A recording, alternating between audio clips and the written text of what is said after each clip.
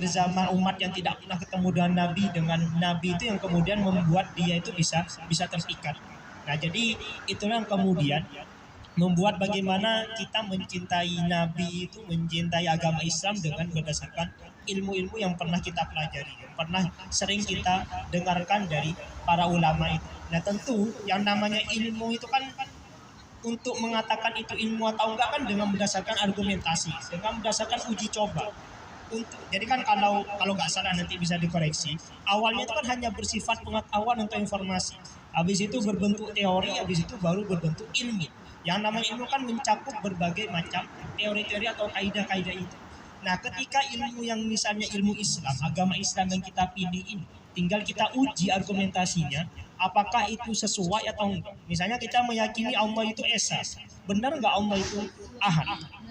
Meyakini gimana kita membuktikan bahwasanya Allah itu satu tapi mengurusi berbagai macam makhluk yang ya kita kan macam-macam ya. Yang satu pengen mobil, yang satu pengen rumah, yang satu pengen kaya, yang banyak lah keinginan-keinginan umatnya Nabi Muhammad ini. Nah, gimana kemudian meyakinkan orang-orang yang sebelumnya belum yakin atau kita pribadi sehingga kemudian kita benar-benar yakin bahwasanya Allah itu benar-benar esa, benar-benar zat yang layak disembah. Nah, begitu juga meyakinkan Nabi Muhammad misalnya, orang yang tidak pernah ketemu tapi ternyata malah diharapkan kelak pertolongannya ketika di akhirat setelah agenda jadwal kiamat itu ya. Kiamat kan ada rentetannya ya, ada urutannya. Nah, nanti ketika puncaknya Nabi Muhammad itu memberikan pertolongan, nah kira-kira apa yang kemudian kita itu membuat layak mendapatkan pertolongan dari Nabi semacam itu. Nah, jadi ilmu-ilmu yang semacam itu yang kemudian membuat kita itu mesti menilainya, mesti menakarnya, mesti kemudian memilah mana yang sekiranya itu baik, mana yang sekiranya buruk. Makanya kata para ulama salaf itu kan khairul mawahib al-aqlu wa syarrul masaib al-jahlu. Paling baiknya pemberian itu adalah akal. Kenapa? Karena dengan akal itu orang itu bisa menilai baik dan buruk. Tentu baik dan buruk ini tidak boleh lepas dari yang namanya norma agama. Karena kalau hanya sekedar mengandalkan akal saja, maka nantinya akan menabrak beberapa aturan agama yang sering kita kenal dengan golongan-golongan orang liberal atau dalam sejarah Islam itu Mu'tazilah ya.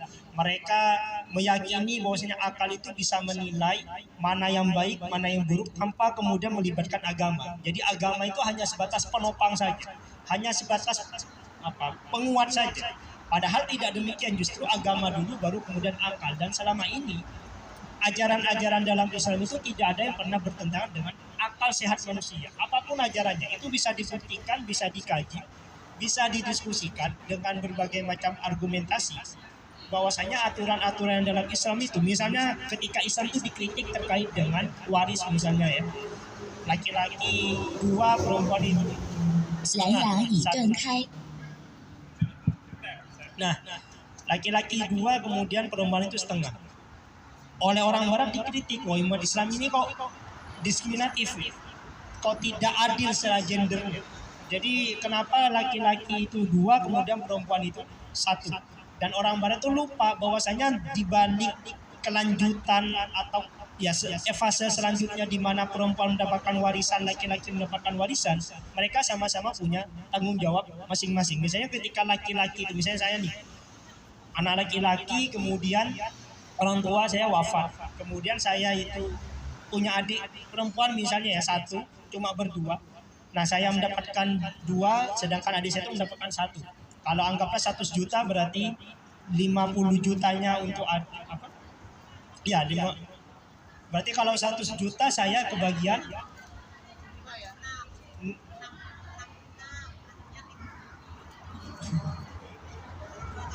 iya 2:1. Iya, maksudnya enggak, ini contoh sederhana. Nah, makanya kemudian nanti ketika adik saya itu sudah mendapatkan bagian, tapi kan dia itu tidak punya tanggungan untuk memberikan nafkah kepada orang tua, kepada ibu, misalnya yang meninggal bapak. Nah, sedangkan saya, apalagi saya udah punya istri, punya anak, dan adik saya ini masih belum nikah, maka kan mereka kan masih berada di bawah tanggungan saya. Sehingga warisan dua yang 2 kali lipatnya dibanding adik perempuan saya itu sebenarnya